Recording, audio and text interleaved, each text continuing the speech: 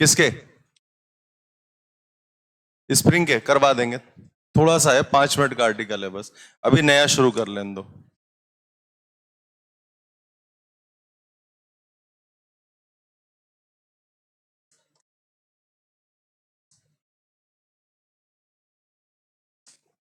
Gravitation. देखो इसमें जो हम लोगों को पढ़ना है वो बेसिकली एक पार्ट हम लोग पढ़ेंगे Newton's law of gravitation.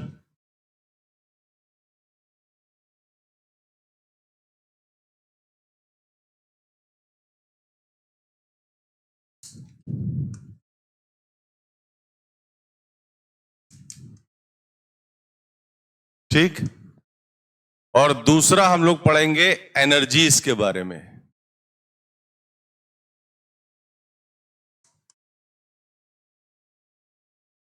Gravitational potential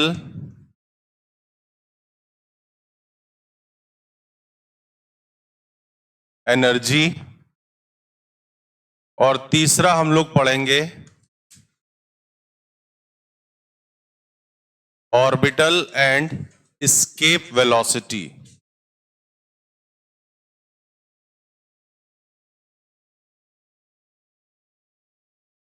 हाँ,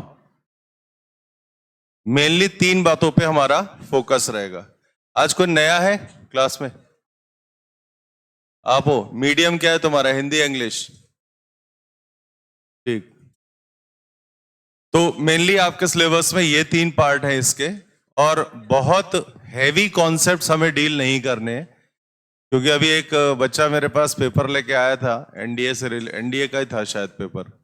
मैंने देखा था बहुत ज्यादा डेप्थ में चीजें नहीं है उसमें, तो काम उतना करना है जितने में हमारा एग्जाम क्रॉस हो। देखिए फर्स्ट हेडिंग आती है न्यूटन्स लॉ ऑफ ग्रेविटेशन। पहले ये 3 पॉइंट लिख लो, इन्हीं तीनों की चर्चा होनी है, इसके अलावा कुछ नहीं करना, क्योंकि एक्चुअली होता बहुत कुछ है इसमें, मतलब बहुत वाइड चैप्टर है, बहुत बड़ी यूनिट है ये। तो अगर सब चीज पढ़ाने पे आ जाएंगे तो उसमें से आधे से ज्यादा तुम्हारे लिए यूजलेस हो जाएगा। आपने लगा दिया लेक्चर, और सवाल इससे आएगा आएगा, ये गारंटीड है कि सवाल आएगा। क्या कह रहे भाई? हाँ, समझ गए ना? तो इसलिए बहुत सावधानी से, बहुत ध्यान लगा के और बहुत अच्छे से आपको ये चैप्टर पढ़ना है। मतलब ये मान लीजिए आपके एग्जाम के नंबर तैयार हो रहे हैं, मोटी मोटी बात अगर करी जाए तो। लिख लिया तीनों पॉइंट? हिंदी में बोल दें? पहला लिखो न्यूटन का गुरुत्वाकर्षण नियम, फटाफट लिखो। न्यूटन का गुरुत्वाकर्षण नियम। दूसरा, बोले दूसरा, गुरुत्वाकर्षण स्थितिज ऊर्जा। गुरुत्वाकर्षण स्थितिज ऊर्जा, पोटेंशियल एनर्जी को हिंदी में स्थितिज ऊर्जा बोलते हैं बेटा।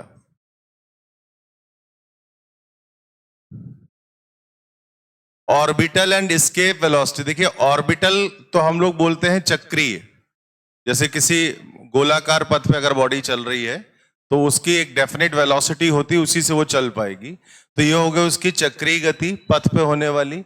एस्केप वेलोसिटी को हिंदी में क्या कहते हैं? हाँ, पलायन वेग। इसको भी क्या, इसकी शुद्ध हिंदी बताओ? कक्षीय गति और पलायन वेग मिल गया। कक्षीय गति और पलायन वेग।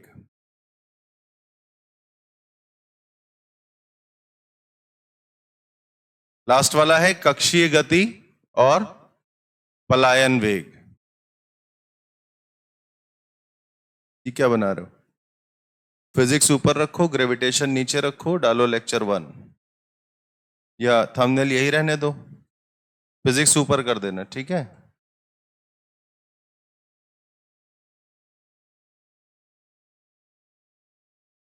इतना हो गया? अच्छा, अब एक एक से शुरुआत करते हैं कि जैसे न्यूटन्स लॉ ऑफ ग्रेविटेशन क्या होता है, आइए इस पे चर्चा करें। तो सबसे पहले न्यूटन ने एक्चुअली इस पे काम करना शुरू किया था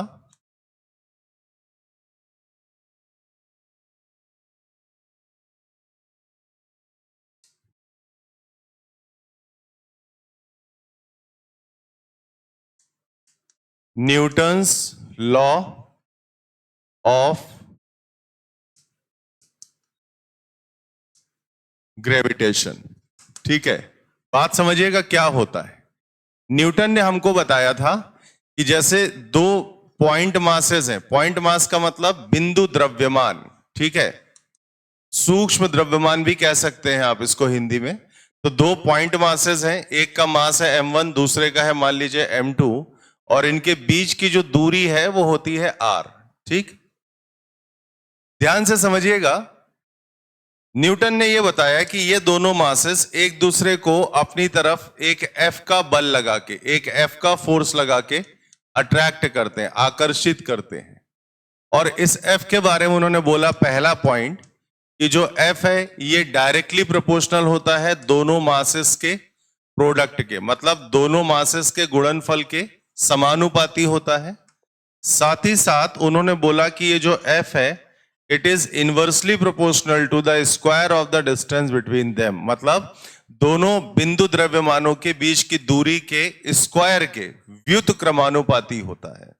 ठीक, इसको कंबाइंड किया उन्होंने।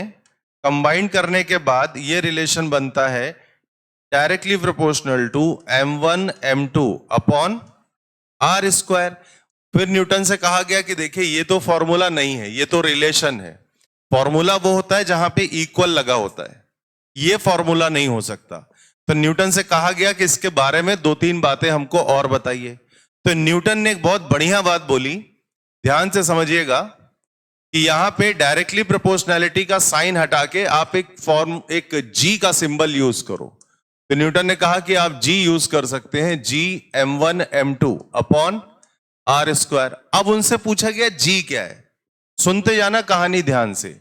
उनसे पूछा गया जी क्या है, तो उन्होंने कहा सबसे पहले तो बेटा वैल्यू ले लो 6.67 इंटू 10⁻⁻11, और अगर इसकी यूनिट पर जाओगे ना तो न्यूटन मीटर स्क्वायर अपॉन, आपको याद है डायमेंशन में हमने इस पे काम किया था, याद है?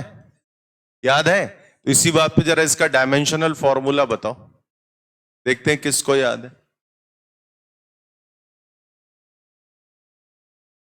है कोई जीवित प्राणी जो फॉर्मूला बता दे इसे पट्ट से? बिल्कुल नहीं। एक समय था जब गणेश जी तुम तुरंत आंसर करते थे, वो समय चला गया। और नाम लूं, इधर इस वाले जोन से भी आंसर आते थे। हाँ, m-1 L3 T-2, ठीक है। होता नहीं कि नया नया जोश होता है, अब हम पढ़ेंगे फिर धीरे धीरे वो जोश ठंडा होता रहता है, समझ गए ना? वो काम मत करो। पहले बोलते हाउ इज द जोश, हाई हाई सर, फिर बोलते हाउ इज द जोश, बाद में होता नो सर। समझ गया कि नहीं? ये काम मत करिए। हाँ भाई, तो जी का ये जो वैल्यू दी गई थी it is 6.67 into 10⁻⁻11 Newton metre square upon kilogram square, और इसका डायमेंशनल फॉर्मूला ये था। डायमेंशंस पढ़ा है तुमने पीछे पीछे पीछे, याद है?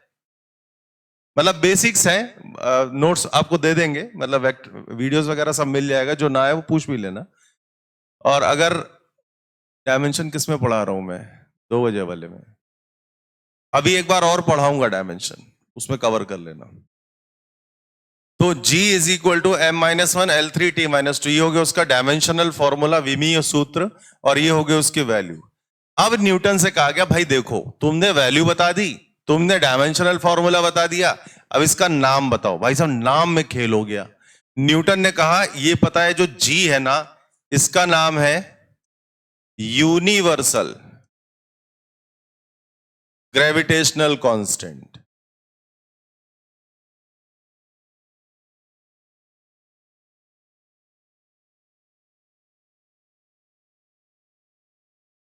हिंदी में कहते हैं सार्वत्रिक गुरुत्वाकर्षण नियतांक। भाई देखो, जिसको लिखना हिंदी लिखता चले मेरे साथ साथ, मैं रुक के बोल भी रहा हूं प्रॉपर।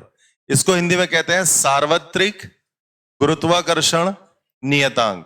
पहले एक काम करो, इतना लिख लो सब लोग, इतना नोट कर लो।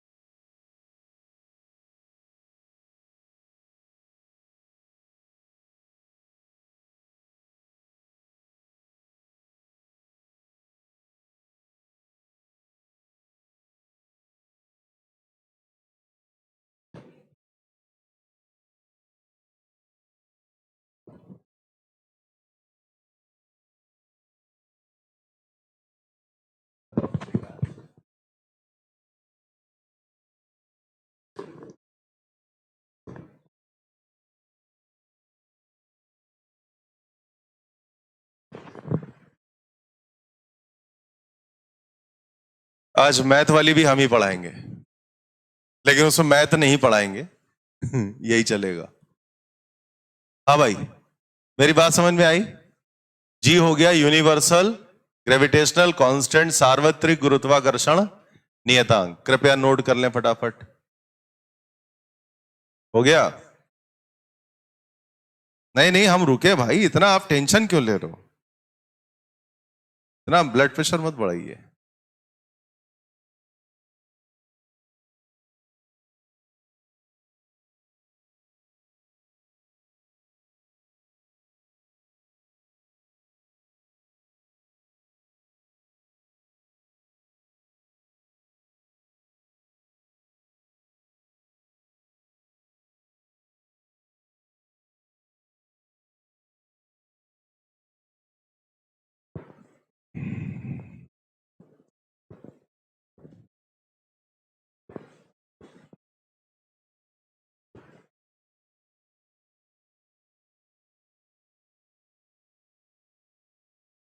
हो गया?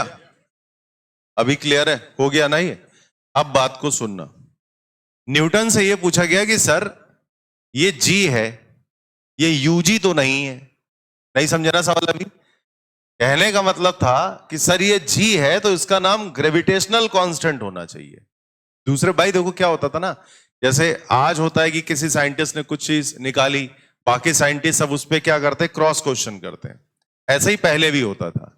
तो जैसे ही न्यूटन ने ये वाला वर्ड सबके सामने, दुनिया के सामने रखा कि इसका नाम यूनिवर्सल ग्रेविटेशनल कांस्टेंट है, तुरंत भाई साहब 20 लोग खड़े हो गए। अरे सर एक बात बताओ, जी का मतलब तो ग्रेविटेशनल कांस्टेंट लगा सकते हैं, ये यू तो उसमें लिखा नहीं, यू जी तो है नहीं कि आपने यूनिवर्सल ग्रेविटेशनल कांस्टेंट बोला है ना। तो ये यूनिवर्सल वर्ड आप सर क्यों लगा रहे हैं इसके लिए?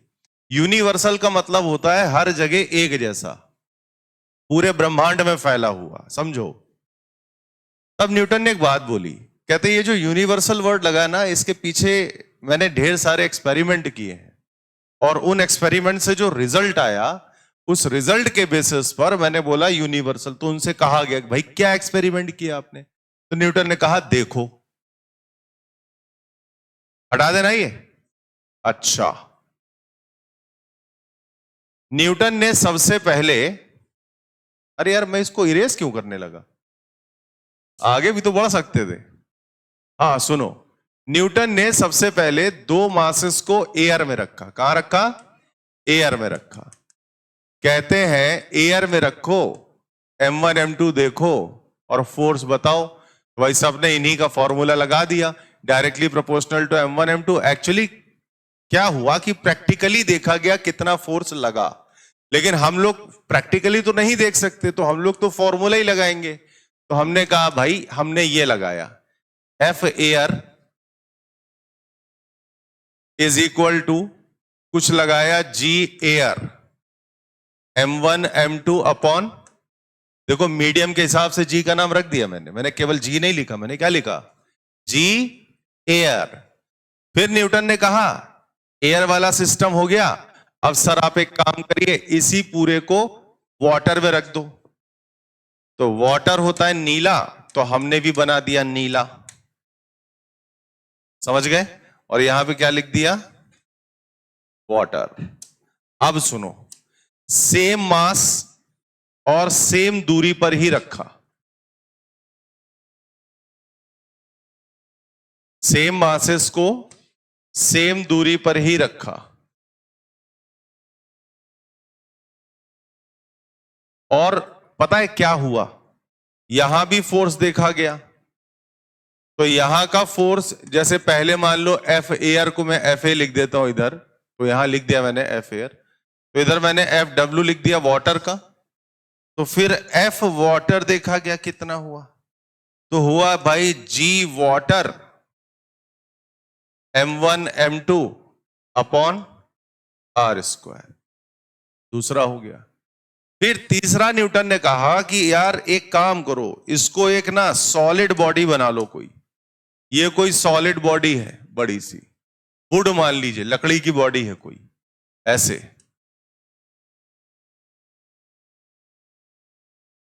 ठीक, न्यूटन ने कहा इसमें रखो दोनों मासेस, बिल्कुल वैसे ही जैसे बाकी दोनों में रखे थे। बीच की दूरी r, दोनों मासेस m1 एंड m2, ये हो गया। सुनते जाना। तो इसमें इन्होंने फोर्स निकाला Fw, Gw, m1 m2 upon r square. तो यहां भी इन्होंने क्या किया, Fw, और इधर भी F वुड कर दिया। फिर न्यूटन ने कहा चलो एक और मीडियम देख लो, आयरन की एक प्लेट ले लो। ये वुड हो गया, वो आयरन हो गया। भाई इसमें भी हो जाएगा ना कि नॉन कंडक्टिंग और कंडक्टिंग में आपने रखा अलग अलग। तो वुड क्या होता है, नॉन कंडक्टिंग होता है। आयरन क्या होता है, कंडक्टिंग होता है ना। आयरन ले लो, कॉपर ले लो, सबसे बढ़िया है। तो कॉपर ले लेते हैं, चलो बढ़िया कंडक्टर होता है।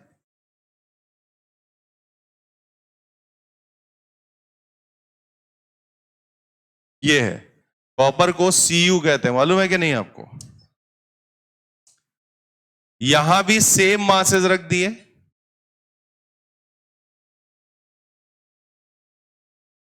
m1 m2 अपॉन, बीच की दूरी हो गई, और फोर्स को मैंने लिखा Fc। Fc समझ गए, कॉपर। यहां लिखूंगा पूरा, F copper is equal to G copper m1 m2 upon r square. Newton ने 4 सेटअप बना के जनता को दिया, जनता मतलब जो दूसरे साइंटिस्ट थे, और सबसे कहा कि जरा ये फोर्सेस को मेजर करो, नापो कितना लग रहा है। सबने एक ही आंसर दिया, पता है क्या, कि जितना फोर्स एयर में लग रहा है उतना ही वाटर में लग रहा है दोनों मासेस के बीच में, उतना ही वुड में लग रहा है दोनों मासेस के बीच में, और उतना ही कॉपर में लग रहा है दोनों मासेस के बीच में। तो इससे एक बात समझ में आई, देखिए चारों सिस्टम में m1 m2 अपॉन r वो हर जगह एक जैसा है, ठीक। तो जो इतनी वैल्यू है, इतनी कितनी बताता हूं, इतनी जो वैल्यू है ये तो सब में बराबर ही होगी, क्या कहते हो भाई। जब m1 m2 और r अगर सब में फिक्स कर दिया मैंने, सब में एक जैसे ले रहा हूं, तो m1 m2 upon r square तो सब जगह इक्वल हुआ कि नहीं हुआ। अब अगर फोर्सेस बराबर आ रहे हैं तो कौन इक्वल होगा, जी एयर और जी डब्ल्यू इक्वल हो गए। जी ओहो डब्ल्यू डब्ल्यू, समझ गए, ये वुड के लिए, वो वाटर के लिए। तो जी वुड और जी कॉपर ये भी इक्वल हो गए। इसका मतलब ये जो 4 तरह के जी लिखे हैं ना, G air, G water, G wood और जी कॉपर, ये चारों आपस में बराबर हुए।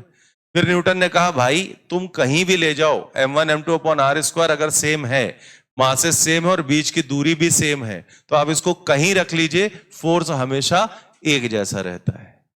मेरी बात आई समझ में, फोर्स हमेशा एक जैसा रहता है, राइट। तब जाके ये निष्कर्ष निकला कि G air, G water, G wood और जी कॉपर, ये सबके मान आपस में, सबकी वैल्यूज आपस में बराबर है, सेम है।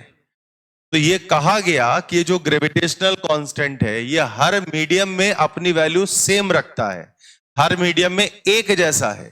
तो इसी वजह से इसका नाम पड़ा यूनिवर्सल ग्रेविटेशनल कांस्टेंट। तो ये थी इसके पीछे की कहानी। मेरी बात आई समझ में। वो जो यूनिवर्सल नाम रखते हैं हम लोग, उसकी वजह क्या है, वजह क्लियर हुई आपको, बोलो बेटा, आ रहा है समझ में। तो अभी आप क्या लिखोगे, अभी लिखिएगा नहीं, मैं आपको मौका दे दूंगा लिखने का। तो हम लिखेंगे, या एक काम करो, हम सीधा आपको लिखवा ही देंगे। आप पहले इतना लिखो, पीछे तक लिख लिया था ना पूरा, मतलब यहां तक लिख लिया था ये, और इसका हिंदी नाम लिखने वालों ने लिख लिया था सार्वत्रिक गुरुत्वाकर्षण नियतांक, ठीक है। तो जरा ये करिए,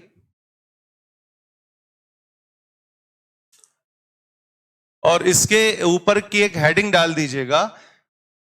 क्या हेडिंग पड़ेगी ये मैं आगे लिख के आपको दिए दे रहा हूं, तो आप इसके ऊपर लिख दीजिएगा जनरल एनालिसिस।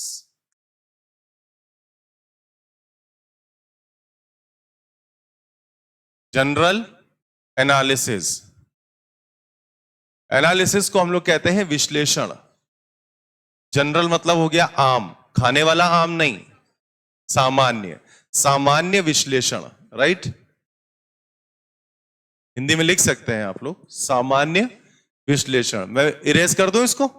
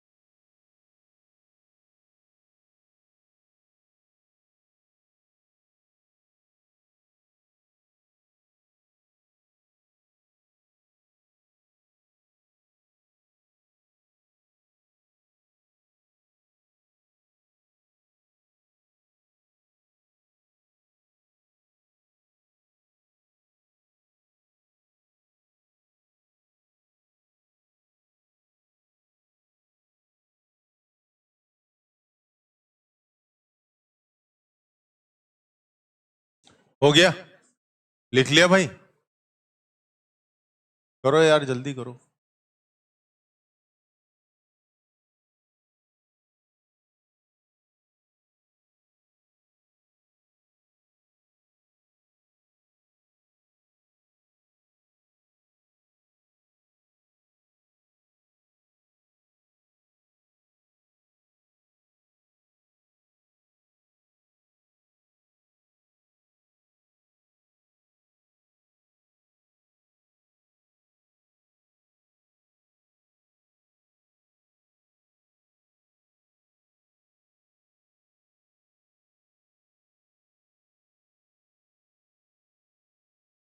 इतना सजा के तुम लिख रही हो, तुमको सुलेख के नंबर थोड़ी न देगा कोई।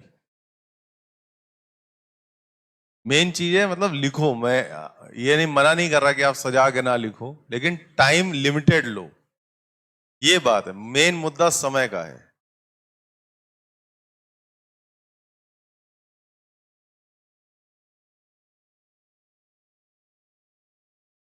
लिख गया सबका? अब देखो इससे समझ में क्या आया। हमने क्या बताया था कि जो चारों मीडियम्स में फोर्स निकला, चार अलग अलग माध्यम में जो आपने फोर्स देखा, ये आपस में क्या था? बराबर। बस लिखना शुरू करो। सब लोग लिखना। पहले जो बोल रहा हूं इंग्लिश, फिर हिंदी भी बोल दूंगा। Since in the given four mediums, since in the given four mediums, since in the given four mediums, the value of gravitational forces, तो इंग्लिश से एकदम परहेज है क्या है? हिंदी में लिखेंगे। तुम्हारा जो ग्रुप डिस्कशन होगा वो हिंदी में होगा? हाँ, इंग्लिश में होगा ना। तो एक रात पहले तुम सो रही होगी, माता सरस्वती कमल से उतर के आएंगी, तुम्हारी मुंडी पे 2 बार हाथ फेरेंगी, फिर तुमसे कहेंगी जा बेटा तेरी इंग्लिश अच्छी हो गई है, और तुम उनके कमल पे चढ़ के डांस करोगी, और वो बेचारी तुम्हारी जगह ग्रुप डिस्कशन करेंगे तुम्हारे बेस में है। हाँ, एकदम उल्लू हो का लिखो।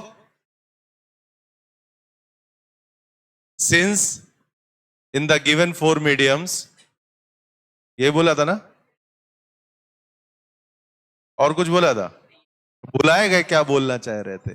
Since in the given 4 mediums, लिखिए all the gravitational forces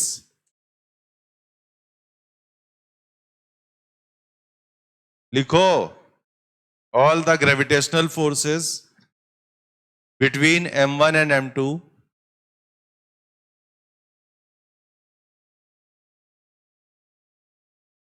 between m1 and m2 are same.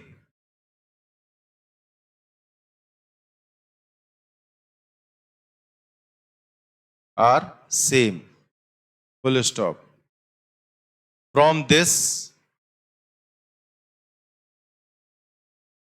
it is clear that, from this it is clear that, from this it is clear that the value of gravitational constant, from this it is clear that the value of gravitational constant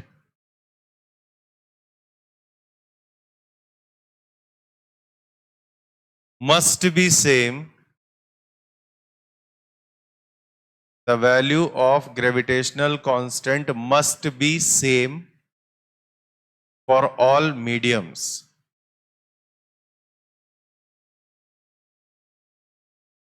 Must be same for all mediums. Hence it is known as, hence it is known as, hence it is known as universal gravitational constant. universal का u बड़ा कर लीजिएगा. Hence it is known as universal gravitational constant. Hence it is known as universal gravitational constant. मैं हिंदी नहीं बोलूंगा, ठीक? हाँ, अच्छा कई और भी महारथी होंगे ना जिन्होंने लिखा ही नहीं होगा. कौन कौन थे जरा बताओ, लिखा था? चलो बोलता हूं, जो जो बोला वो सुन लो. क्या है आपने लिखा, दियो जरा, वर्ड टू वर्ड आपको ट्रांसलेशन दे देता हूं, समझ में आ जाएगा. आपने लिखा since in the given, since the given 4 medium, since in the given 4 medium the value of gravitational forces are same. सुनो, जो हमने अभी 4 माध्यम लिए हैं उसमें जो फोर्स लगा ग्रेविटेशन वाला, वो सब में कैसा लगा? बराबर लगा, सेम लगा. अब इस घटना से हमें क्या समझ आया? इस घटना से ये क्लियर हुआ कि जो g की वैल्यू है, जो ग्रेविटेशनल कांस्टेंट की वैल्यू है, वो चारों मीडियम में कैसी हो गई? सेम हो गई, क्योंकि m1 m2 और r सबके लिए सेम है. तो जो g है वो सारे मीडियम में कैसा हो जाएगा? सेम हो जाएगा. क्लियर है ना? और इसी वजह से इसका क्या नाम पड़ा है? Universal gravitational constant. मेरी बात अब समझ में आ गई? क्या लिखा आपने कि जो फोर्स है हर मीडियम में m1 m2 के बीच में लगने वाला, वो सारे मीडियम में सेम लग रहा है.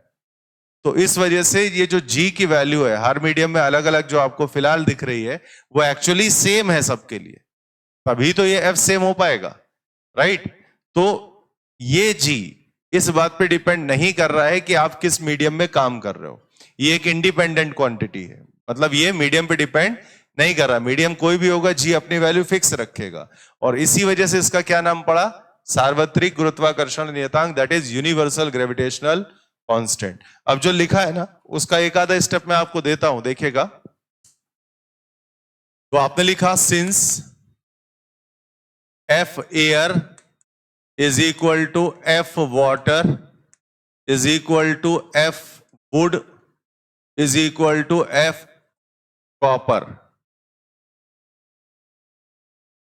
ठीक है? तो इसका मतलब G air This implies G air is equal to G water is equal to G wood is equal to G copper. ठीक है, is equal to capital G. समझ गए भाई? समझ गए? Hence G is known as, अब ये तो तुम लिख ही चुके हो, hence G is known as universal gravitational constant, दोबारा लिखने की जरूरत नहीं है. यहां एक बार भले आप ये कर लो, G is equal to 6.67 into 10 raised to the power minus 11 Newton metre square upon kilogram square. ये भले आप लिख लो बाद में, तो ये वैल्यू हमेशा फिक्स रहेगी, ये याद रखिएगा.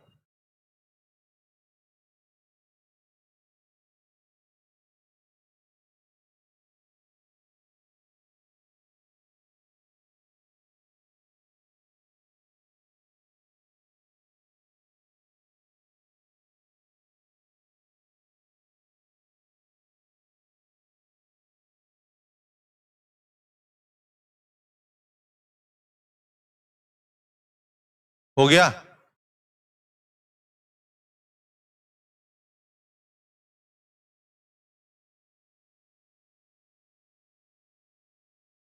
डन.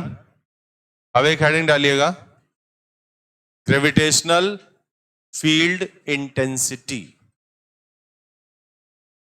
ग्रेविटेशनल फील्ड इंटेंसिटी, वैद्युत बल क्षेत्र की तीव्रता. अरे सॉरी, गुरुत्वाकर्षण बल क्षेत्र की तीव्रता. एक्चुअली ये चैप्टर ना इलेक्ट्रोस्टैटिक से काफी कुछ मिलता जुलता है, इसलिए कभी कभी ऐसा हो जाता है. ग्रेविटेशनल फील्ड इंटेंसिटी, गुरुत्वाकर्षण बल क्षेत्र की तीव्रता. ग्रेविटेशनल फील्ड इंटेंसिटी लिख लिया? सुनिए क्या होता है, पहले दिमाग से समझिएगा, फिर फॉर्मूला तो आ ही जाएगा. ऐसा है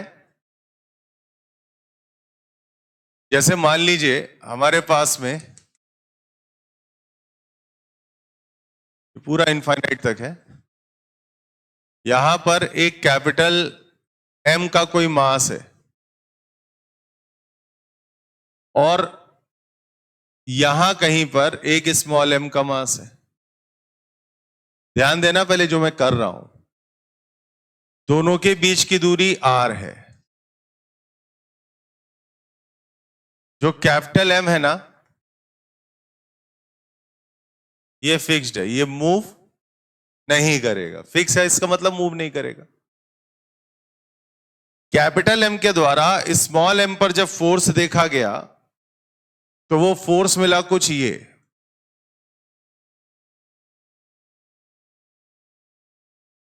F का.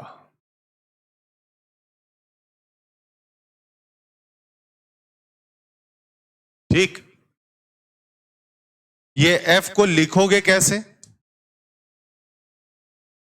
F को आप लिखोगे G capital M small m upon R square.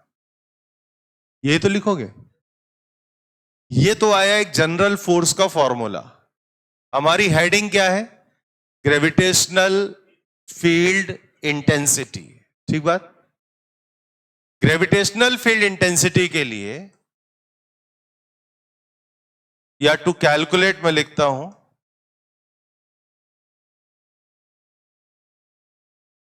The value of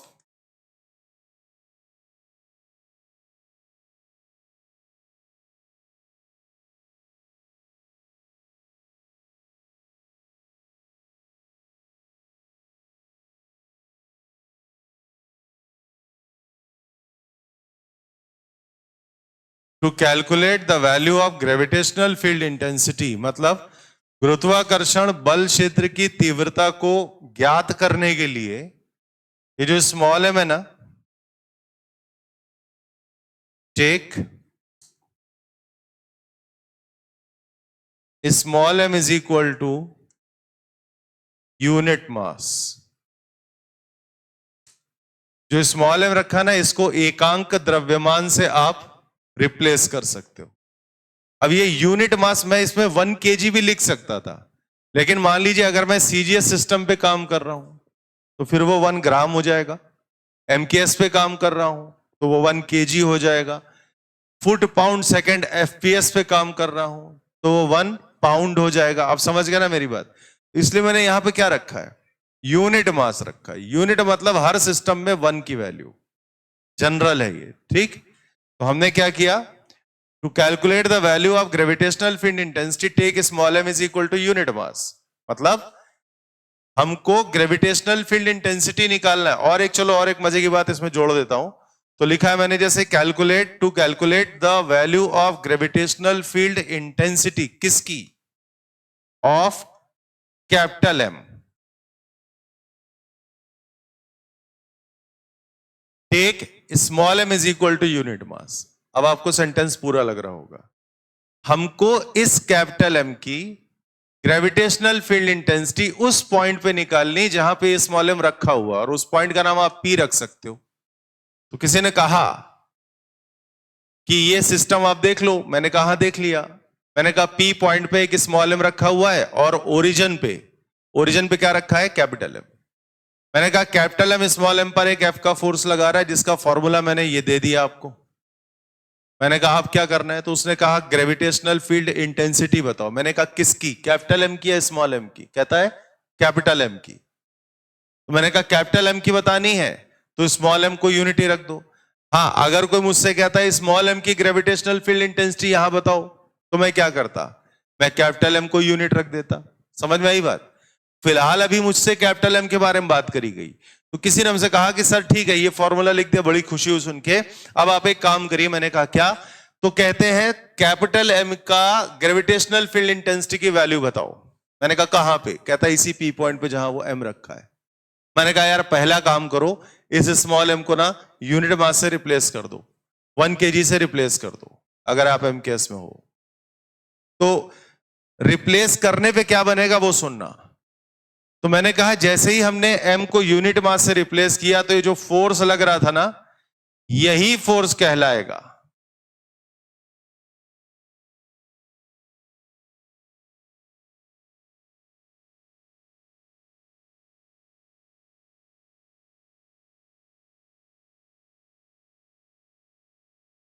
यही फोर्स कहलाएगा ग्रेविटेशनल फील्ड इंटेंसिटी की वैल्यू।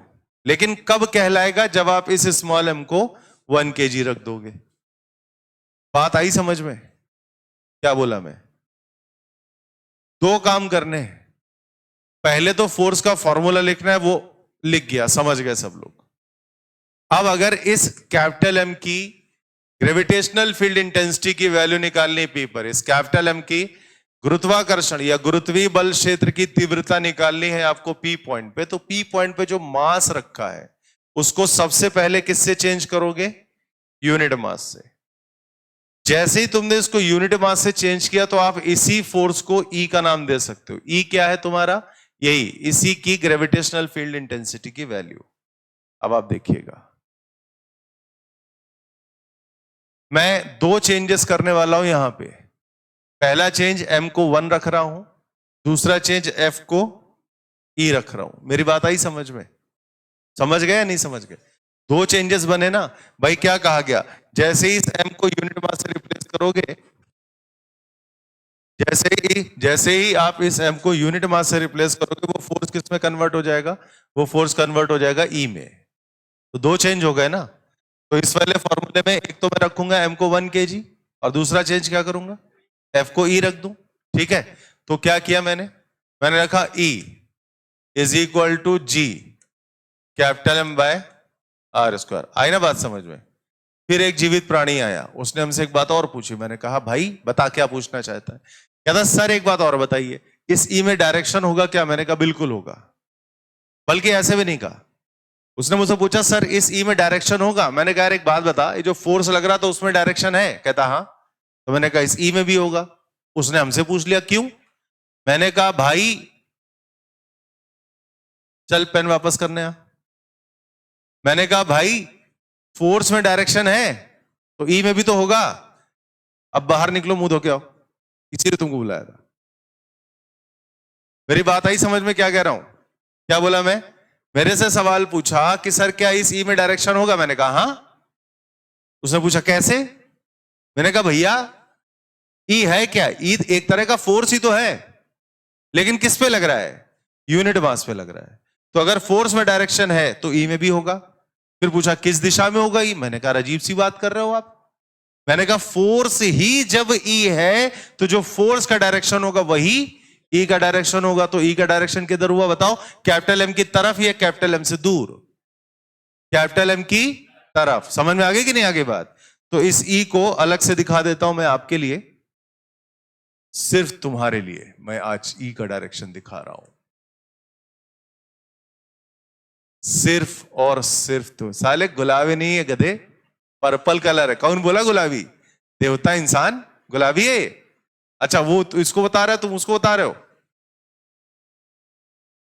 दीवार बोली होगी। हाँ दीवार से आवाज होगी। रहने दो रहने दो, तुम तो बोलते नहीं हो, तुम तो गऊ हो, सांड कह नहीं सकते, तो सोचा तुम्हारा जेंडर ही बदल दे। आ जाओ इधर आ जाओ। अच्छा अब ये बात समझ आई कि नहीं आई? बात क्लियर हो गई? अब एक काम करो, इतना और लिख लो।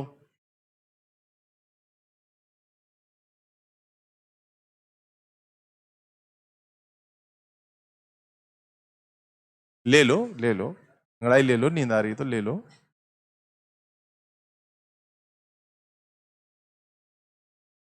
तुम्हारे पीटी वाले सर जो हमको लग रहा है इतना खुदे तुम लोग को थका देते हैं सवेरे, है ना?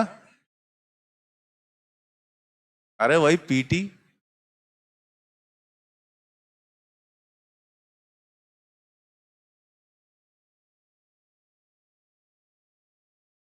हाँ आओ। हमने कहा था तुम लोग ग्लूकॉन डी इलेक्ट्रॉल वगैरह रखा करो, कोई नहीं रखता होगा अपने पास। हाँ तब सही है, रखा करो, बता रहे हैं। क्योंकि देखो सवेरे एकदम से डिस्चार्ज हो जाओगे फिर पढ़ोगे कैसे? थका हुआ शरीर लेके थोड़े ना पढ़ पाएंगे। और कभी भी 30 रुपए वाला वो मत पीना, वो गुलाबी कलर का क्या आता है, स्ट्रिंग, कभी मत पीना, पहले बता दे रहा हूं। अरे बताए दे रहा हूं, एक बच्चा डेली पीता था, ब्लड कैंसर हो गया उसको। सच बता रहा हूं, झूठ नहीं बोल रहा हूं। यूट्यूब पे लाइव जा रहा है, सोच लो, तो गलत नहीं कह सकता मैं। कुछ भी पियो, स्ट्रिंग ना पियो बस। और कुछ भी में सबसे बढ़िया होता है, 20 रुपए का स्ट्रिंग आता है, 27-28 रुपए का इलेक्ट्रॉल एनर्जल सब आपको मिल जाएगा। एनर्जल 30 रुपए का आता है, ले लो। स्ट्रिंग 20 की एक बार में पी जाओगे, एनर्जल तुम्हारा दिन भर चलेगा एक पैकेट। स्ट्रिंग से सस्ता ही पड़ा एक तरह से देखा जाए तो, है कि नहीं?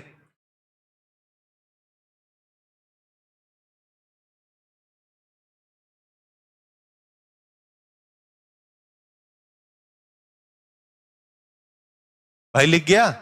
लिख गया? अरे वाह, मैं रुका हूं।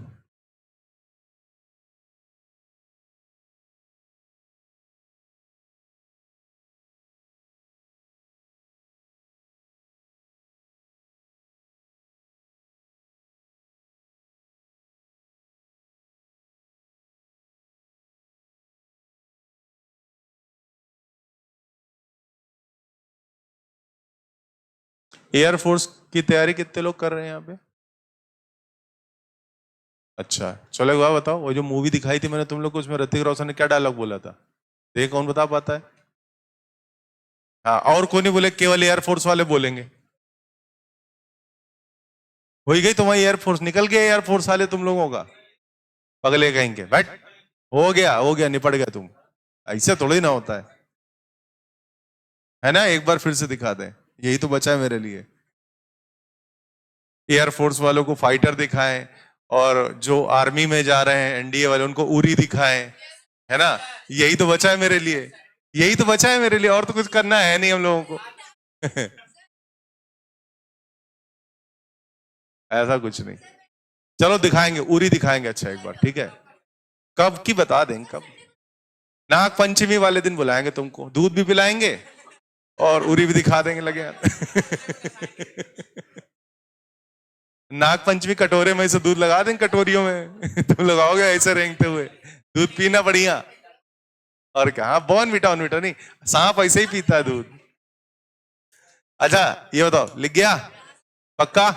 अच्छा ये बताओ, अभी तक जितना पढ़ा है सब आया समझ में? वेरी गुड, बहुत बढ़िया। अब सुनो आगे की बात। ये जो ई का फॉर्मूला निकाला आपने, ठीक है, ये क्या निकाला? Capital G M upon R square. सुनते जाना भाई बात। ये फॉर्मूला है किसी पॉइंट मास की ग्रेविटेशनल फील्ड इंटेंसिटी, जो कि उस पॉइंट मास से आर दूरी पर सॉल्व करी गई। मतलब दिस इज व्हाट, इसके बारे में आप एक रिमार्क डाल सकते हो, formula of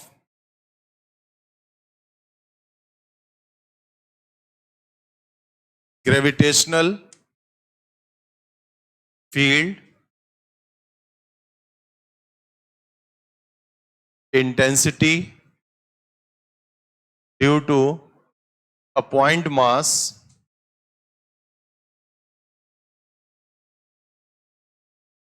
at a distance small r from it। ये फॉर्मूला है एक बिंदु द्रव्यमान की वजह से गुरुत्वाकर्षण बल क्षेत्र की तीव्रता का, और किस पॉइंट पर है? उस पॉइंट पर है जो उससे स्मॉल आर की दूरी पर है। ठीक, नोट कर लीजिए।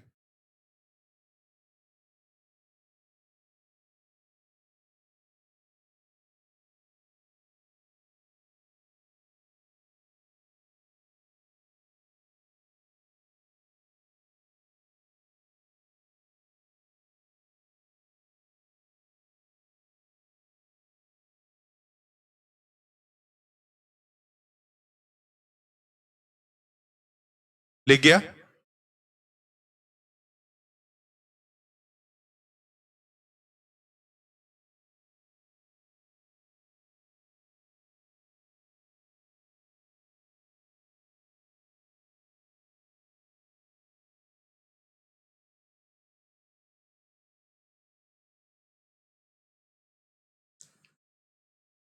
हो गया? अब एक छोटा सा सवाल बिल्कुल इसी फॉर्मूले के बेस पे आपको दे रहा हूं, और एक नहीं बल्कि 3-4 सवाल अभी लगातार करवाता हूं। पहले बताओ, इतना सब समझ आ गया? अच्छा, अब कुछ छोटे छोटे क्वेश्चन, जैसे पहला, यहां पे एक मास है 4 kg का। छोटे छोटे मास नहीं देंगे, थोड़ा हैवी मास देंगे तो अच्छा लगेगा आपको। 4 इंटू 10⁵ kg एक मास है। पॉइंट मास है, याद रखना, सुपर डेंस्ड मटेरियल कह सकते हो। और इसका 2 इंटू 10⁵ kg। बीच की जो दूरी है वो है 1 सेंटीमीटर की। इनके बीच में जरा ग्रेविटेशनल फोर्स की वैल्यू ज्ञात करें। डिजिट नंबर मैंने आपको बहुत आसान दिए हैं, तो मैं चाहूंगा कि आप जवाब भी बहुत जल्दी दें।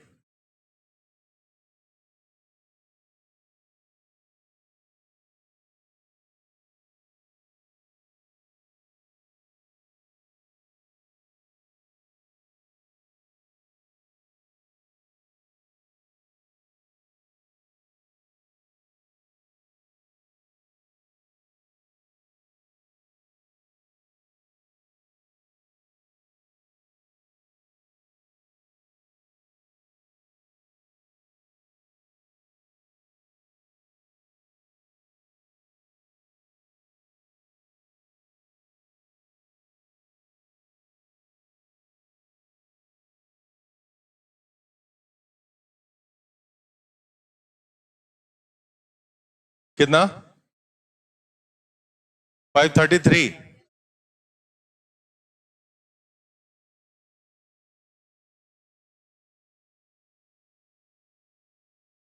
5.336 क्या?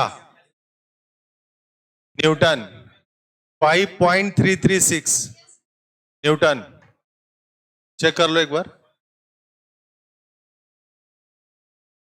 देखिए, हम लोगों को फॉर्मूला पता है G m1 m2 upon R square. ये सेंटीमीटर है, याद रखना।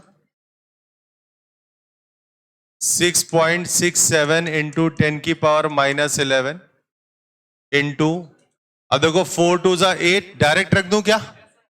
4 2 जा 8 इंटू 10 की पावर 10 डिवाइड बाय 1 सेंटीमीटर, तो 10 की पावर -4। नहीं समझे? नहीं समझे? 10 की पावर -4 समझे? कैसे भाई? ये 10 की पावर -2 हो जाएगा, 1 centimetre is equal to metre में, और इसका आपने कर दिया स्क्वायर, तो वो चला गया ऊपर। तो इट इज 6.67 इंटू 10 की पावर -11 इंटू 8 इंटू 10 की पावर 14। इसको यार सॉल्व करना है तुमको, और कुछ थोड़ी ना है। ये बताओ, ये 6.67 और 8 मल्टीप्लाई करो, क्या आएगा?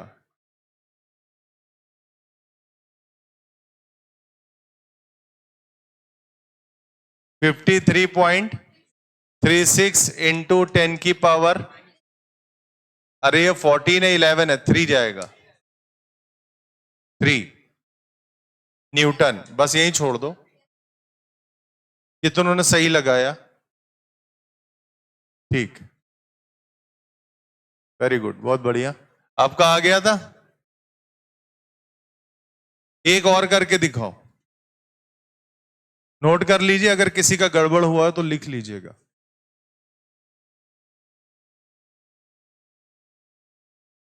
लिख लीजिए।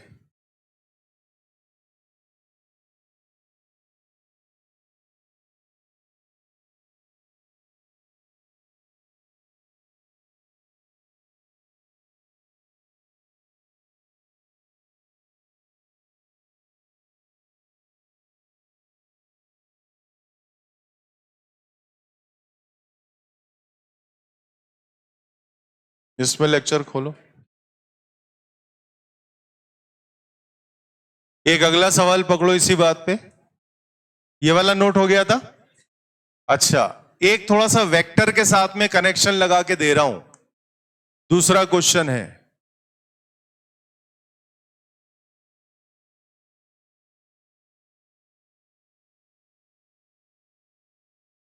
एक मास ये हो गया, दूसरा पॉइंट मास ये हो गया, तीसरा पॉइंट मास ये हो गया। दूरियां हो गई इसकी L।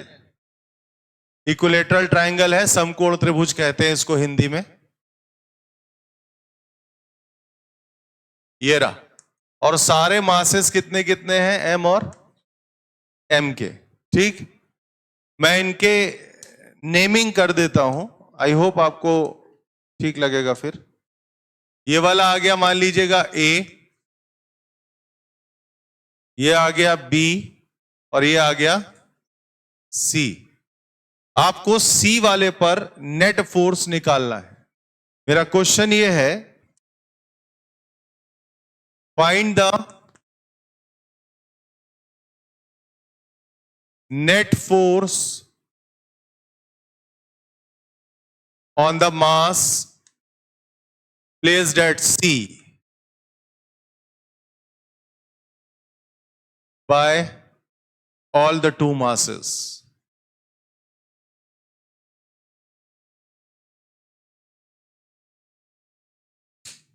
लीजिए सर।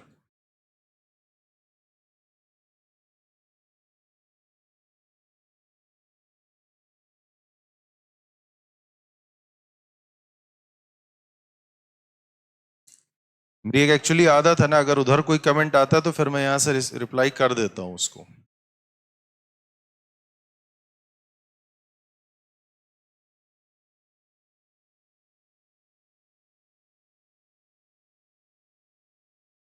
करके बताओ।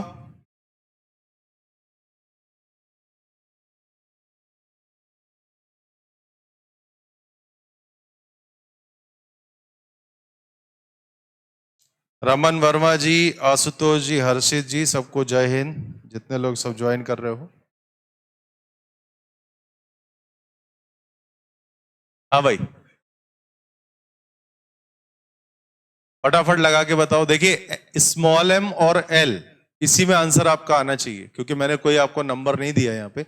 और g को g ही लगे रहने दीजिएगा, उसकी वैल्यू मत रखिएगा।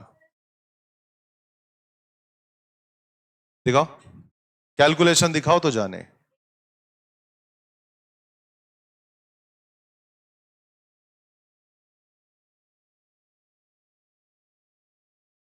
कान के नीचे धरेंगे ना अभी एक ठो, बिल्कुल दिमाग दुरुस्त हो जाएगा। ऐसे किया जाता है फोर्स का सवाल, वेक्टर का। वेक्टर समेशन लोगी कि स्केलर समेशन लोगी? है?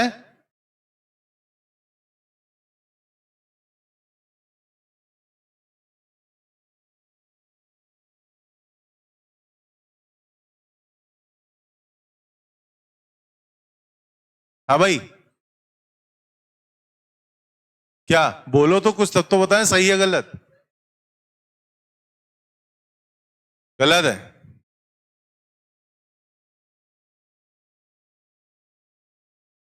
सुनो इधर ध्यान से, फोर्स वेक्टर होता है स्केलर, तो स्केलर की बात ही नहीं आएगी। ये बताओ जरा, सब लोग इधर ध्यान दो। जो ए वाला है वो सी पर कुछ, और थोड़ा बड़ा बनाऊंगा, जो ए वाला है वो सी पर कुछ इस प्रकार से अट्रैक्शन फोर्स दिखाएगा, यानी ए वाला मास सी को अपनी तरफ खींचेगा। बी वाला मास भी सी वाले मास को अपनी तरफ खींचेगा। अच्छा, एक दूसरा पॉइंट और बताऊं, जितना फोर्स ए वाला सी पर लगाएगा उतना ही बी वाला भी लगाएगा सी पर, क्योंकि मास भी बराबर है और दूरियां भी बराबर है। तो अगर आप इसको एफ का नाम देते हो तो ये वाला भी क्या हो जाएगा? अच्छा, ये एंगल कितना होगा? थीटा। हम पटक के गिराक मारेंगे अभी तुमको।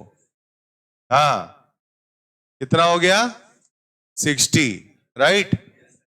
अब दो फोर्सेस हैं, 60 डिग्री पे लगे हैं, तो इसका वेक्टर समेशन नहीं निकाल पाओगे? क्या प्रॉब्लम है? अपनी अपनी तरह से फिगर बना लो, कुछ ऐसी फिगर बनेगी। एक फोर्स ये हो गया एफ का, एक ये हो गया, बीच का एंगल 60 डिग्री। आप पैरेललोग्राम लॉ लगा लीजिए वेक्टर का, समांतर चतुर्भुज का नियम मैंने पढ़ाया था आपको, याद भी है कि भूल गए?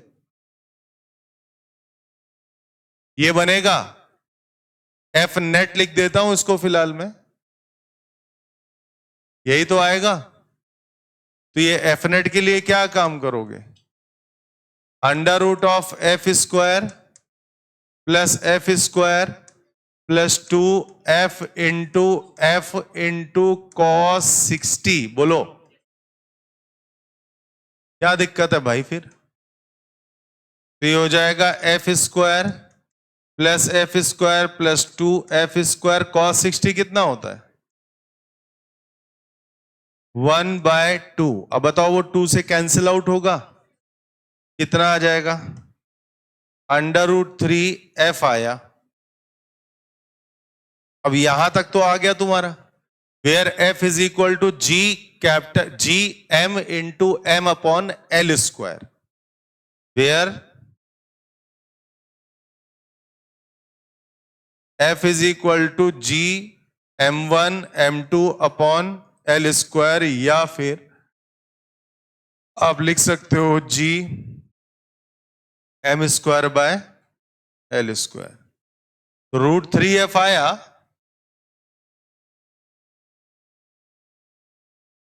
मैंने कहा √3f आंसर आ रहा है, जहां पर f क्या है? जी m square upon L square. बोलो क्या बात आई समझ में?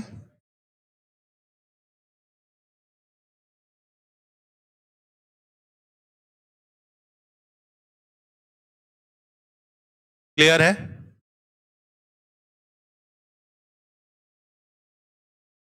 सीधे सीधे जोड़ेंगे एफ फोर्स को।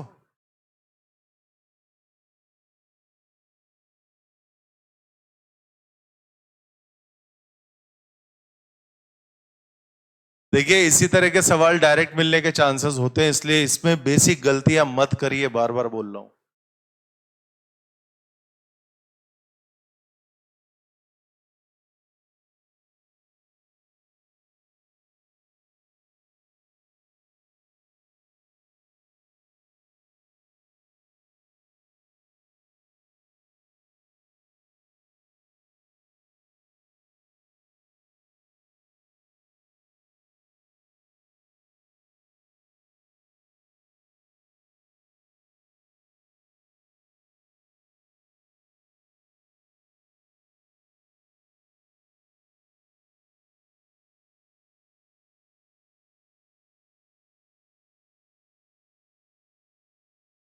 हो गया?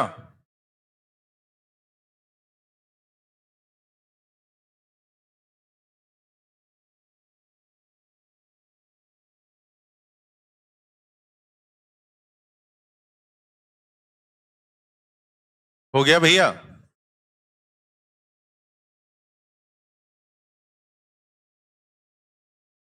एक और दे रहा हूं, ज्यादा कुछ कठिन नहीं है। बस ऐसा मान लीजिए कि जैसे ट्रायंगल दिया था, अब की बार एक स्क्वायर बना के दे रहा हूं। ठीक, कोशिश करिएगा इस बार सही हो। लिख गया सबका? कोशिश करिएगा इस बार सही हो। ये कितने नंबर का क्वेश्चन है? तीसरा।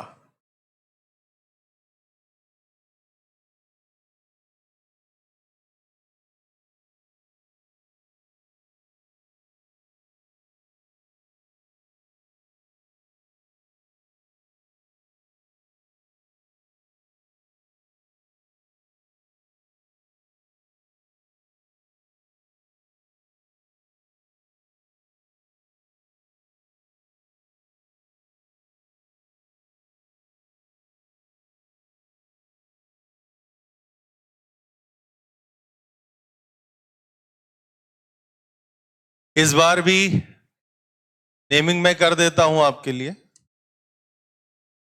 ए, बी, सी एंड डी। आपको निकालना है डी वाले पर net force by all three charges नहीं, सॉरी, मासेस। क्वेश्चन की भाषा लिख लीजिएगा पहले जो बोल रहा हूं। Find the net force, find the net force on the mass, find the net force on the mass placed at D. Find the net force on the mass placed at D by all three masses.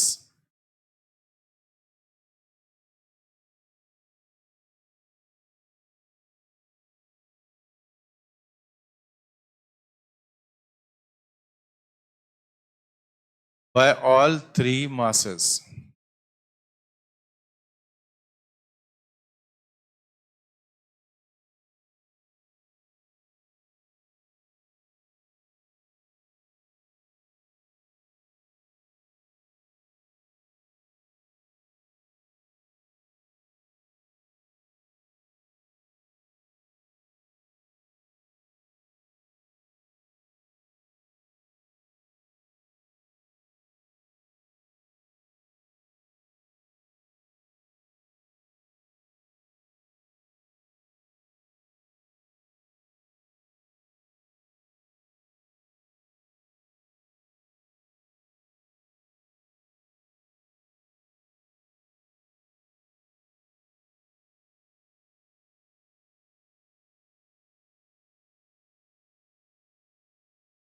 कुछ कुछ सुनने में तो सही लग रहा है।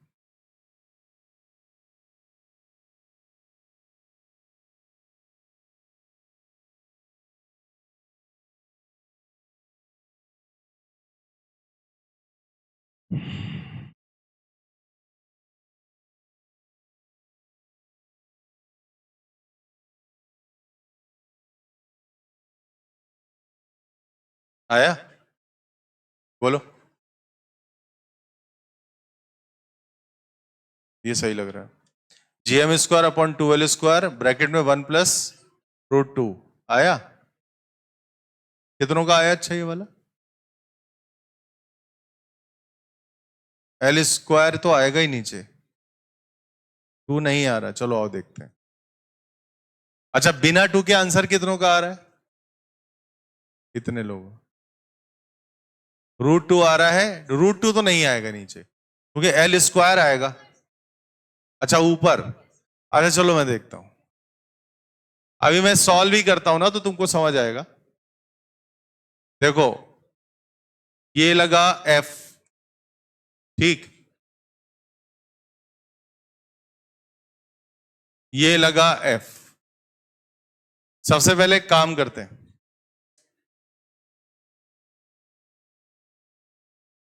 इन दो फोर्सेस का रिजल्टेंट देखते हैं पहले। अभी तीसरे वाले को मैं नहीं लेके चल रहा, केवल ये दो को देखते हैं। तो अब आपको पता है कि इस एफ का और इस एफ का जो रिजल्ट आएगा, रिजल्टेंट आएगा, वो आएगा √2 है। बोलो क्या कहते हो, है ना? ये राइट, समझ गए?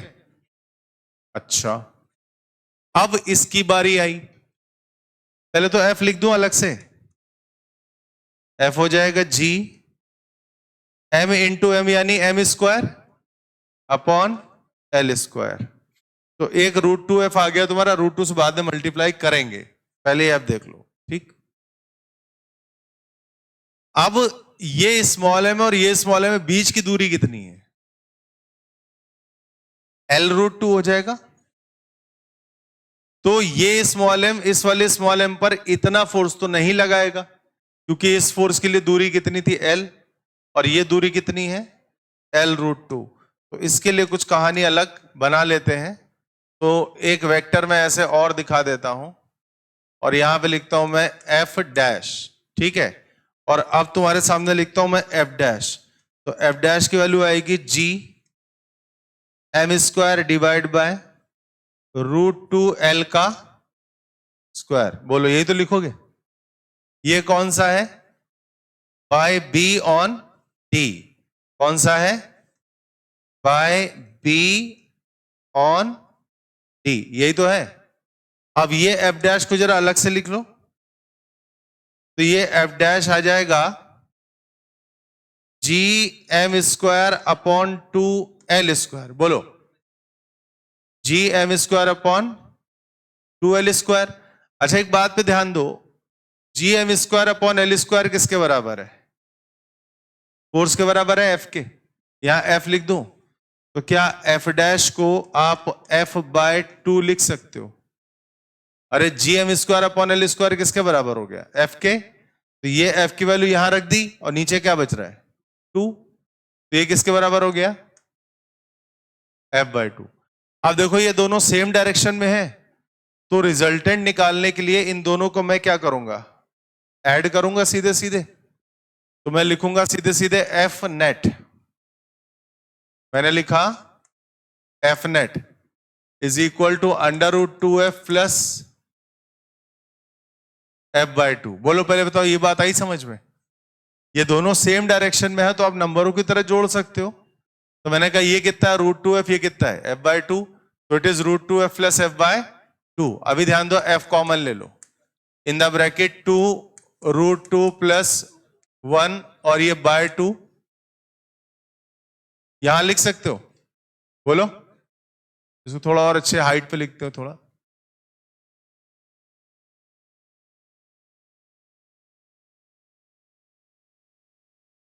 ये आप समझ गए? समझ आया? अब f कितना लिखा है? G M square upon L square. तो आप चाहें, तुम लोगों ने आंसर कैसे दिया था? जी एम में दिया था आंसर, तो this is G M square upon L square है force, G M square upon L square, और ये 2 नीचे है ना, तो उसको लिख सकते हो 2l स्क्वायर, और इन द ब्रैकेट 2 √2 प्लस 1। ये है आपका नेट फोर्स की वैल्यू, जो कि डी पे रखे हुए मास पे लग रहा था बाकी तीनों की वजह से। अब बताओ किसी का सही हुआ? गड़बड़ हो गया? कहां? चलो, गलती मिल गई आपको, मिली गलती सबको।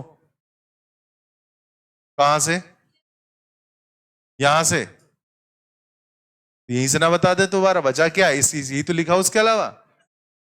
हाँ, ये असर बता दीजिए। आओ देखो, अच्छा ये स्क्वायर रखा मैंने, स्क्वायर के हर कॉर्नर पे एक फोर्स रखा, सॉरी स्क्वायर के हर कॉर्नर पे एक मास रखा, एम एम एम एम, ठीक?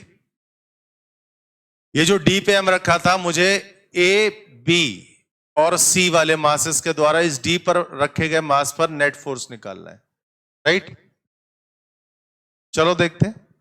जो ए पर रखा है और जो सी पर रखा है वो दोनों बराबर बराबर फोर्स लगाएंगे, क्योंकि मास भी बराबर है और दूरियां भी बराबर है। तो इन दोनों का रिजल्टेंट क्या हो गया? √2f। मैंने कहा चलो √2f आया, एफ लिख के देख लो। एफ हो जाएगा G m² upon L²। M square क्यों है? G m1 m2, एम और एम हो गया ना, तो वो क्या हो जाएगा ऊपर m² डिवाइड बाय L²। समझ में आया? अच्छा, इसके बाद हम लोगों ने किया एफ डैश लिखने का काम।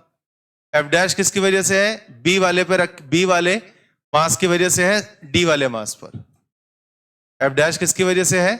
बी वाले मास की वजह से डी वाले मास पर है। मैंने कहा एफ डैश लिखने में ये वाली जो कुल दूरी है ये कितनी है? √2L। तो जब आप वैल्यू लगाओगे तो क्या लगाओगे? G m² अपॉन √2L का होल स्क्वायर। √2 किससे कन्वर्ट हो जाएगा? 2 से। अब G m² अपॉन L² को क्या लिख सकते हो? F। तो यहां पे इस बाकी की जगह क्या आ गया? F, और नीचे क्या चल रहा है? 2, तो ये क्या आ गया? F/2। अब तो आप दो फोर्स है, एक √2F और दूसरा F/2। दोनों को जोड़ दो, क्योंकि दोनों सेम एरो पे हैं, सेम डायरेक्शन पे, सेम लाइन पे है। ठीक, तो मैंने कहा नेट फोर्स के लिए क्या किया? √2F plus F/2। इतनी बात आई समझ में? उसके बाद अब क्या काम किया? F को कॉमन ले लिया और 2√2 + 1। मैंने कहा यार ये नीचे जो 2 यहां लिखना था उसको भी यहीं लगा दो, अच्छा लगेगा देखने में, बस और कुछ नहीं। ठीक है, अब मैंने क्या किया? चलो F की वैल्यू वापस डालते हैं। G m² अपॉन L² ये रख दी, और ये 2 पहले से था, और ये 2√2 + 1 आ गया। अब क्लियर है? लिख लीजिए।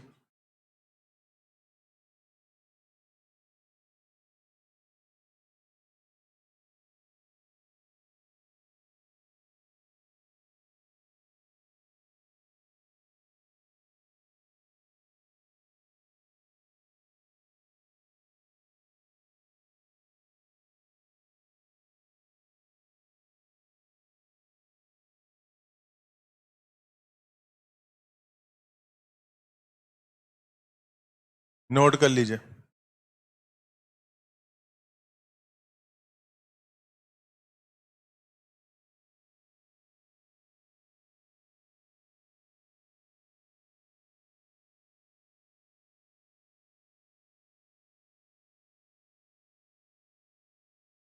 आपको समझ आया बेटा? पीछे क्या नाम है तुम्हारा?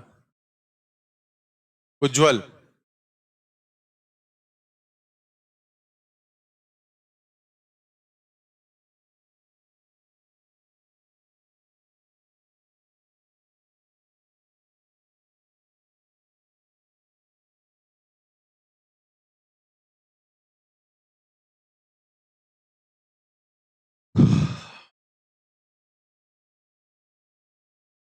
बेटा लिख गया सबका?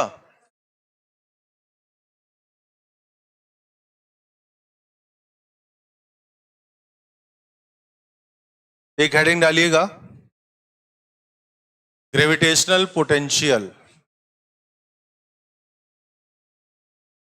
ग्रेविटेशनल पोटेंशियल हिंदी में लिखिएगा गुरुत्वाकर्षण विभव। ग्रेविटेशनल पोटेंशियल हिंदी में लिखिएगा गुरुत्वाकर्षण विभव।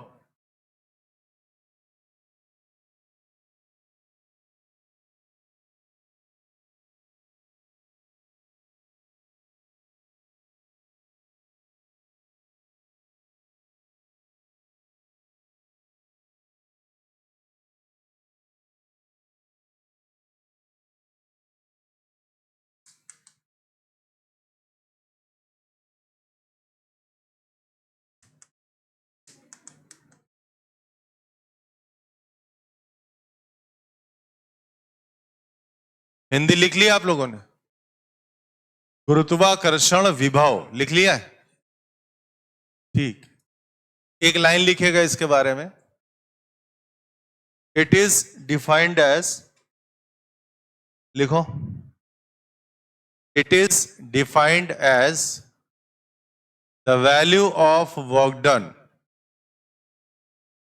It is defined as the value of work done by external agent.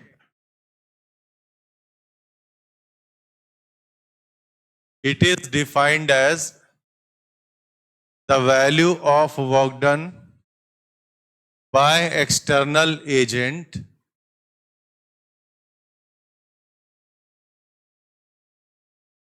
on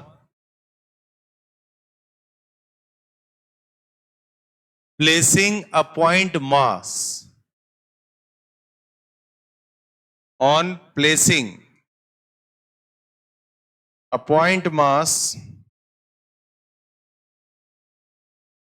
from infinity on placing a point mass from infinity to a fixed point on placing a point mass from infinity to a fixed point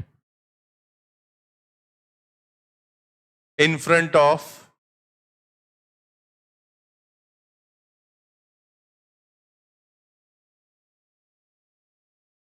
a mass capital M. In front of a mass capital M.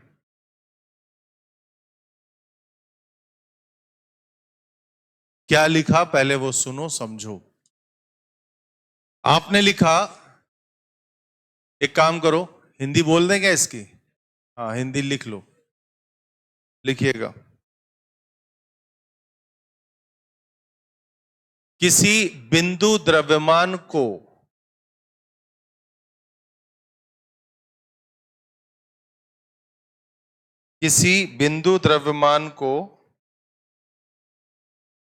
अनंत से किसी निश्चित बिंदु पर, किसी बिंदु द्रव्यमान को अनंत से किसी निश्चित बिंदु पर लाने के लिए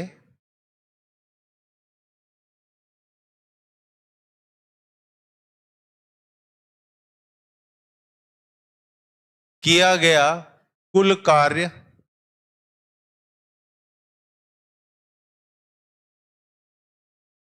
उस बिंदु पर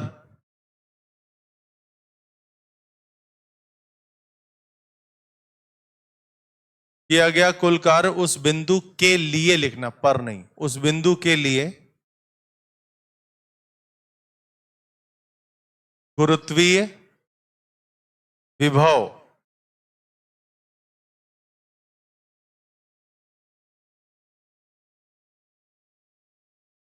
और आगे एक ब्रैकेट में लिखिएगा कैपिटल एम द्रव्यमान के लिए, गुरुत्वीय विभव कैपिटल एम द्रव्यमान के लिए ब्रैकेट बंद कहलाता है।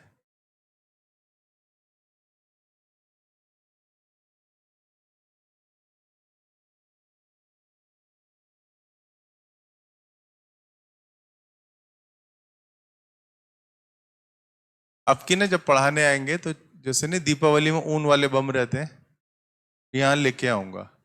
जैसे लोग बात कर रही थी, मैंने टोका नहीं इनको, कुछ नहीं करूंगा, अगरबत्ती जलती रहेगी यहाँ पे, धीरे से जला के उछाल देंगे। बात नहीं कर रहे थे ना, खाली चोंच हिल रही थी दोनों की, है ना? चोंच हिल रही थी, बताओ तो ना, गुटर गूं कर रहे थे खाली, बस बात कहां कर रहे थे। गन्ने के रस वाली मशीन में डालूंगा और बिल्कुल सुखा के दूसरी तरफ निचोड़ के फेंक दूंगा तुम लोगों को।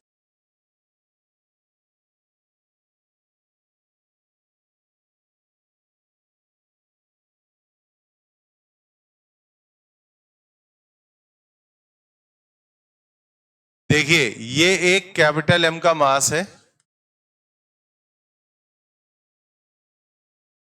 जो कि फिक्स है। कहां पे है? ओरिजिन पे फिक्स है।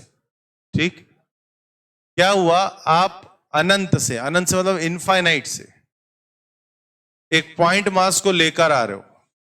देखिए, इसका डेरिवेशन नहीं दे रहा, मैं प्रोसेस समझा रहा हूं खाली। इन्फिनिटी से आप एक पॉइंट मास को लेकर आते हो,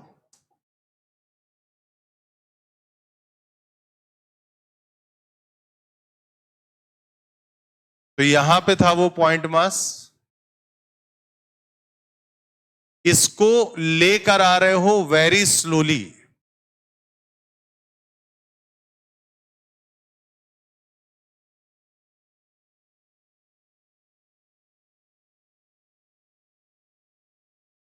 बहुत धीमे धीमे। कहां तक लेकर आए हो? किसी डेफिनेट पॉइंट P तक,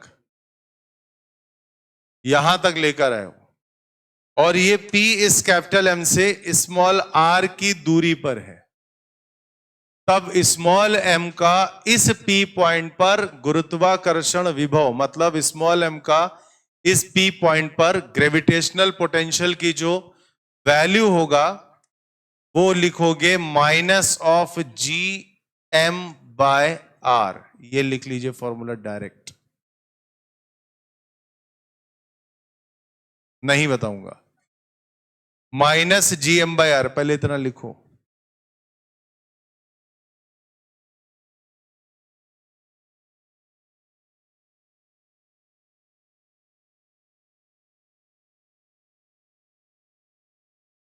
हमें लगा आपका नेट चला गया है?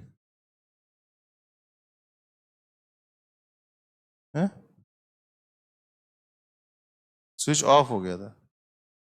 चलो आ गया, देखो।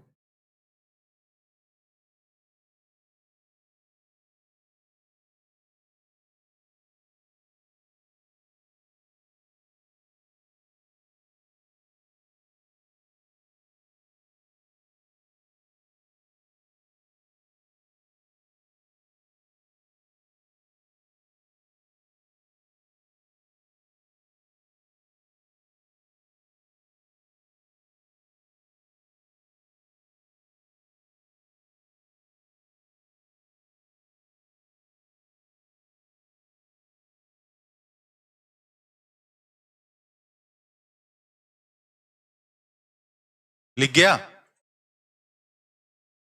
V is equal to -Gm/r। ये है ग्रेविटेशनल पोटेंशियल एक पॉइंट मास के लिए, कितनी दूरी पर? उससे r दूरी पर किसी पॉइंट P पर।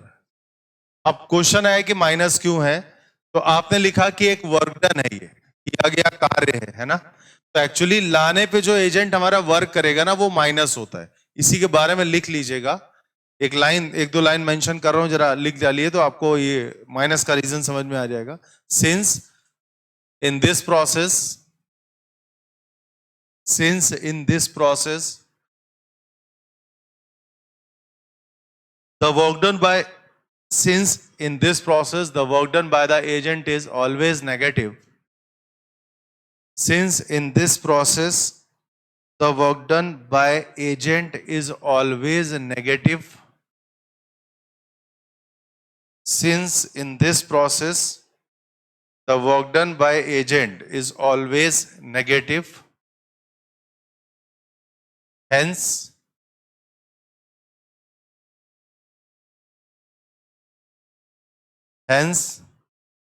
the value of gravitational potential, hence the value of gravitational potential will always negative।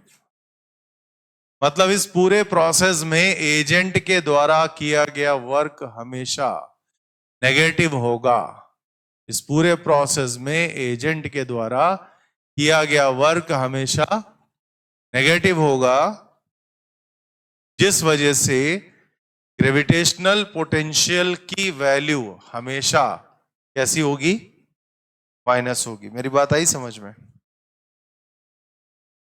Next heading, gravitational potential energy.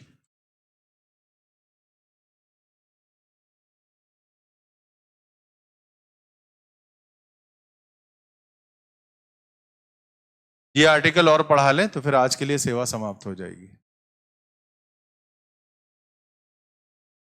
धीरे धीरे इसलिए ला रहे क्योंकि जो वर्क होता है ना फिर वो पोटेंशियल एनर्जी के चेंज के बराबर होता है। वेरी स्लो लाने का ये फायदा है क्योंकि काइनेटिक एनर्जी का चेंज मिलेगा नहीं, तो जो वर्क डन का चेंज आएगा वो पोटेंशियल एनर्जी के चेंज के बराबर होता है। वही ये है ग्रेविटेशनल पोटेंशियल एनर्जी।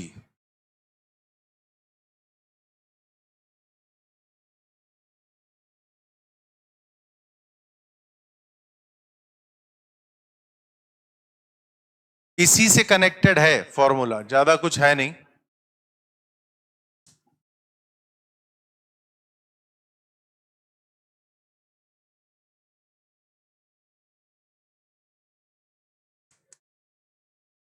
ग्रेविटेशनल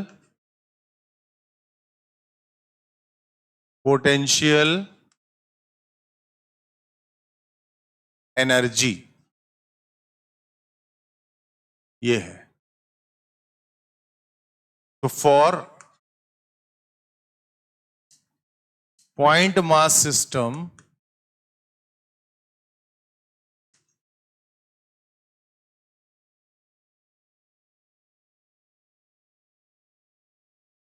इसकी वैल्यू होती है U is equal to -G capital M small m upon R। System में एक मास ले लीजिएगा कैपिटल M, इससे R दूरी पर एक मास लिखिएगा स्मॉल m। तो फॉर्मूला हो जाएगा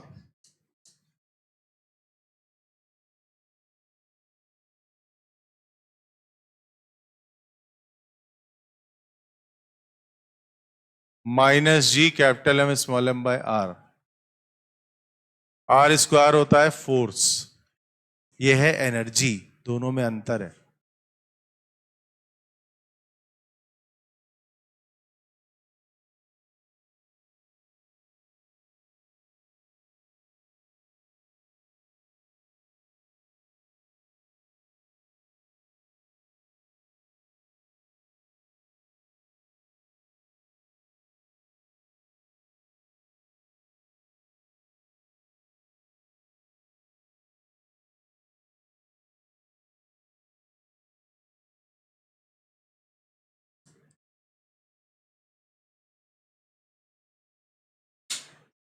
हो गया?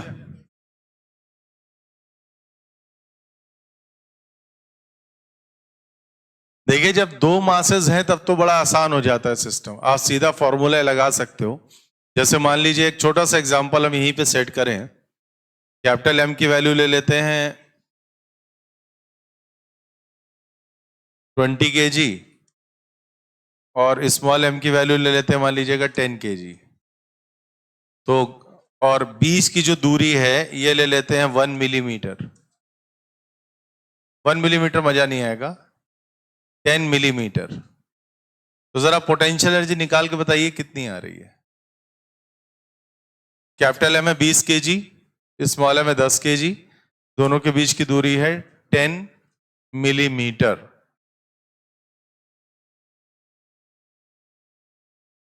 कैलकुलेट करके बताएं कृपया।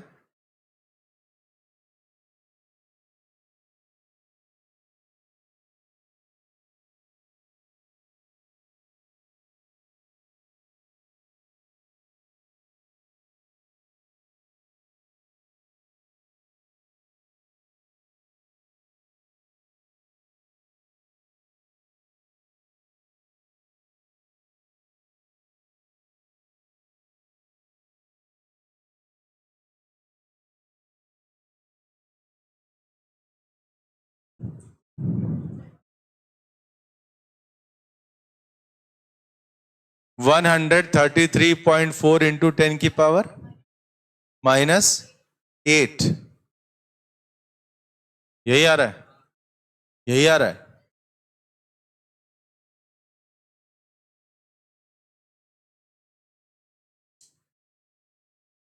ये हो जाएगा -6.67 इंटू 10 की power -11 into 20 into 10। 1 mm, 10 mm का मतलब हो गया 1 सेंटीमीटर। तो ये 10 की पावर -2 मीटर ही हो जाएगा। भाई 10 mm सीधे सीधे रख लो ना 1 सेंटीमीटर, और वो 1 सेंटीमीटर 10 की पावर -2 मीटर के बराबर होता है। तो बस यार कुल मिला के इसको सॉल्व करना। क्या आंसर बता रही हो? आंसर क्या बोला? -133.4 इंटू 10 की पावर -8 जूल। यूनिट जरूर लिख लें, ठीक है। ये तो देखो दो चार्जेस वाला तो आसान हो जाता है। अगर तीन बॉडी तीन चार्ज का सिस्टम रख दे, जैसे मान लीजिए ट्रायंगुलर फॉर्म है, ये पहले बताओ ये लिख गया सबका? नोट कर लो भाई, हो गया।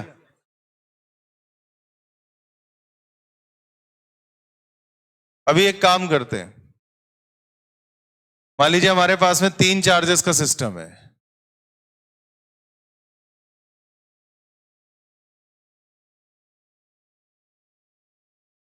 M1,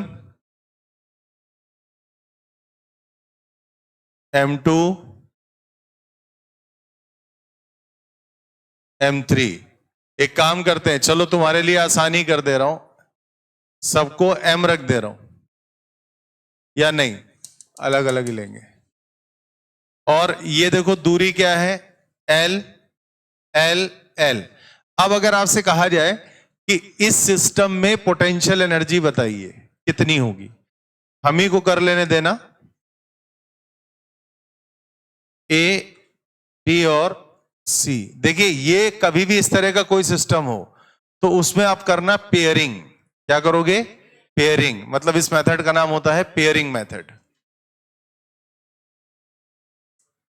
क्या तो सर पेयरिंग करने में तो वैसे भी हम उस्ताद है ना सर, हमें क्या करेंगे सिखा के, हमसे आप सीख लीजिए, है भाई। आ जाओ, पहला पेयर बना है ए बी का, ध्यान देना। इसके लिए मैं लिखूंगा U1, ठीक। U1 क्या लिखूंगा, -G M² कर दें। अरे यार, अच्छा हाँ, M1 M2 लेके चल रहे हैं, कोई बात नहीं, मैं भी तो वही कह रहा था, अपॉन R।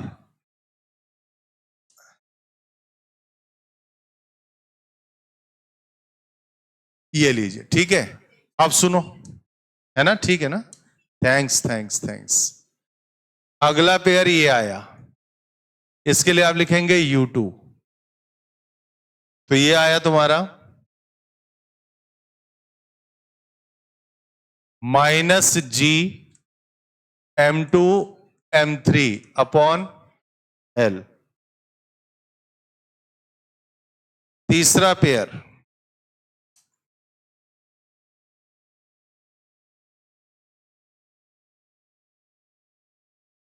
ये आया, समझ गए। और इसके लिए बनेगा -G M3 M1 upon L।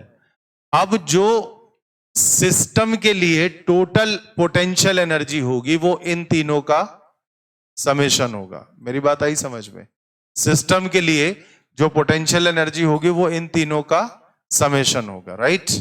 क्या करोगे अब, तो अब आप लिखोगे U टोटल, इसके नाम पे आएगा U1 plus U2 plus U3। तो इट इज, देखिए कॉमन जो मिल रहा है मैं यहीं से बाहर खींच ले रहा हूं, -G/L, सही है। M1 M2 M2 M3 M3 M1, note करो।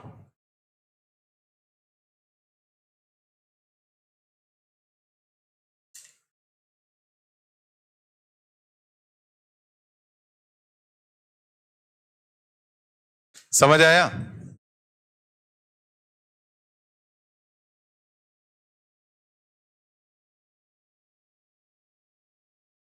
अच्छा एक काम करो, ये तो लिख ही लेना, कहीं जाएगा नहीं। ये वाला सेटअप देखो जरा, इसके बारे में क्या कहते हो, ये बताओ कितने पेयर बनेंगे।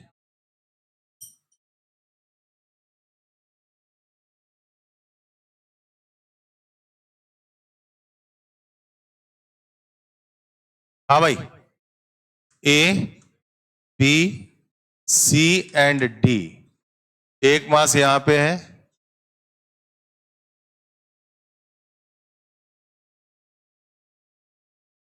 हाँ भैया बताएं।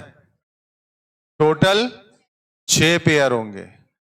6 पेयर में देखो, ये अगर डिस्टेंस में रख देता हूं L और L L एंड L, तो 4 पेयर तो L दूरी के लिए बनेंगे, और बाकी दो L√2 डायगोनल्स,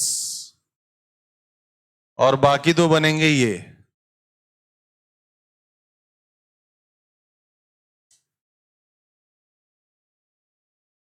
समझ गए? तो यहां पे U टोटल पता है क्या हो जाएगा? पहले आप लिखो U1 4 into minus G M square upon L, और U2 हो जाएगा 2 into minus G M square upon √2L, और U टोटल क्या हो जाएगा? U1 plus U2। समझ गए कि नहीं? ये वाली पेयरिंग क्लियर है? इससे ज्यादा नहीं देगा आपको। अब ये लिखो,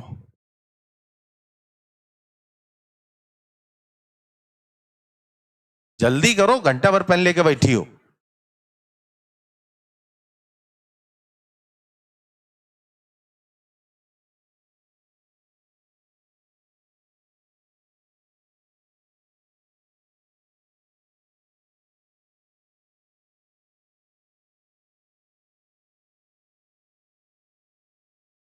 अब भाई क्लियर है?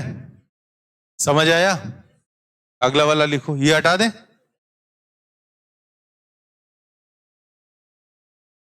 ये वाला देख लो।